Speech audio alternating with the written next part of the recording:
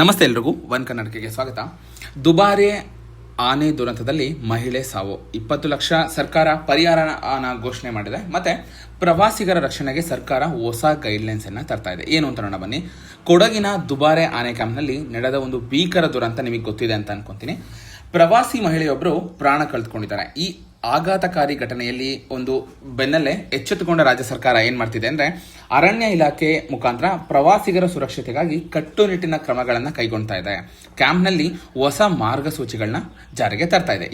ದುರಂತದಲ್ಲಿ ಮೃತಪಟ್ಟ ಮಹಿಳೆಯ ಕುಟುಂಬಕ್ಕೆ ರಾಜ್ಯ ಸರ್ಕಾರ ಅಂದ್ರೆ ಕರ್ನಾಟಕ ರಾಜ್ಯ ಸರ್ಕಾರ 20 ಲಕ್ಷ ರೂಪಾಯಿಗಳ ಪರಿಹಾರವನ್ನ ಘೋಷಣೆ ಮಾಡಿದೆ.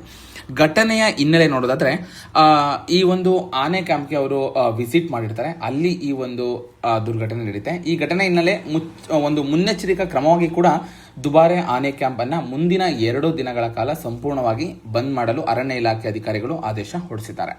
ಹಾಗೆ ಈ ಅವಧಿಯಲ್ಲಿ ಯಾವುದೇ ಒಂದು ಪ್ರವಾಸಿಗರಿಗೆ ಕ್ಯಾಂಪ್ ಪ್ರವೇಶಿಸಲು ಅವಕಾಶವಿಲ್ಲ ಅಂತ ಆಲ್ರೆಡಿ ನೋಟಿಫಿಕೇಶನ್ ರಿಲೀಸ್ ಮಾಡಿದ್ದಾರೆ. ಇನ್ನು ಈ ಅರಣ್ಯ ಇಲಾಖೆಯಿಂದ ಕಟ್ಟುನಿಟ್ಟಿನ ಹೊಸ ಮಾರ್ಗಸೂಚಿ ಪ್ರಕರಣ ಭವಿಷ್ಯದಲ್ಲಿ ಇಂತಹ ಅನಾಹುತಗಳು ಮರುಕಳಿಸದಂತೆ ತಡೆಯಲು ಅರಣ್ಯ ಇಲಾಖೆ ಒಂದು ಕಠಿಣ ಹೆಜ್ಜೆ ಇಟ್ಟಿದೆ. ದುಬಾರೆ ಕ್ಯಾಂಪ್ಗೆ ಭೇಟಿ ನೀಡುವ ಪ್ರವಾಸಿಗರಿಗಾಗಿ ಹೊಸ ಮಾರ್ಗಸೂಚಿಗಳನ್ನ ಬಿಡುಗಡೆ ಮಾಡಿದೆ. ಈ ಹಿಂದೆ ಪ್ರವಾಸಿಗರು ಆನೆಗಳಿಗೆ ಸ್ನಾನ ಮಾಡಿಸಲು ಅವಕಾಶ ನೀಡಲಾಗ್ತಿತ್ತು.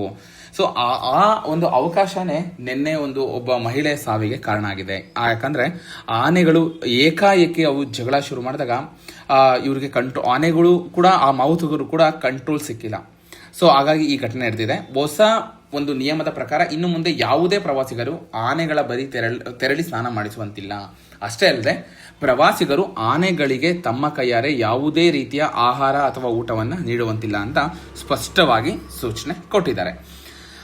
ಇನ್ನು ಈ ಪ್ರವಾಸಿಗರ ಭದ್ರತೆಯ ದೃಷ್ಟಿಯಿಂದ ಪ್ರತಿಯೊಬ್ಬರೂ ಆನೆಗಳಿಂದ ಕನಿಷ್ಠ 100 ಮೀಟರ್ ಅಂತರವನ್ನ ಕಾಯ್ದುಕೊಳ್ಬೇಕು ಅಂತ ತಿಳಿಸಿದ್ದಾರೆ. ಹಾಗೆ ಕೊಡಗು ಜಿಲ್ಲೆಯ ಪ್ರಮುಖ ಆಕರ್ಷಣೆಯಾಗಿರುವ ಈ ದುಬಾರೆಗೆ ನಿತ್ಯ ಸಾವಿರಾರು ಮಂದಿ ಬರ್ತಾರೆ. ಹೀಗಾಗಿ ಈ ನಿಯಮಗಳನ್ನು ಉಲ್ಲಂಘಿಸಿದವರ ವಿರುದ್ಧ ಒಂದು ಕಠಿಣ ಕ್ರಮ ಜರುಗಿಸ್ತೀವಿ ಅಂತ ತಿಳಿಸಿದ್ದಾರೆ ಅಧಿಕಾರಿಗಳು.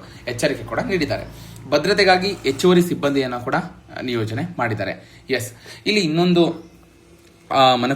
ಮನಕುಲುಕುವ ಘಟನೆ ಅಂದ್ರೆ ಮೃತಳ ಕಣ್ಣು ದಾನ ಆಗಿದೆ.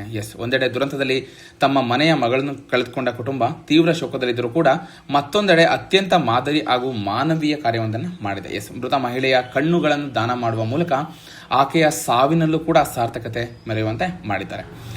ಒಂದು ದುಃಖದ ನಡುವೆಯೂ ಕೂಡ ಕುಟುಂಬಸ್ಥರು ಈ ತೆಗೆದುಕೊಂಡ ನಿರ್ಧಾರ ಸಾರ್ವಜನಿಕರ ಒಂದು ತೀವ್ರ ಪ್ರಶಂಸೆಗೆ ಪಾತ್ರವಾಗಿದೆ. ಸೊ ಇದ್ರ ಬಗ್ಗೆ ನಿಮ್ಗೆ ಏನಿಸುತ್ತೆ ಕಮೆಂಟ್ ಮುಖಾಂತರ ತಿಳಿಸಿ. ಇದೇ ರೀತಿ ಒಂದು ಹೆಚ್ಚಿನ ಅಪ್ಡೇಟ್ಗಾಗಿ ನನ್ನ ಯೂಟ್ಯೂಬ್ ಚಾನಲ್ ಸಬ್ಸ್ಕ್ರೈಬ್ ಮಾಡ್ಕೊಳ್ಳಿ. ಇದೇ ರೀತಿ ಸಪೋರ್ಟ್ ಮಾಡ್ತಾರೆ. ವಿಡಿಯೋ ನೋಡಿದ್ದಕ್ಕಾಗಿ ಧನ್ಯವಾದಗಳು.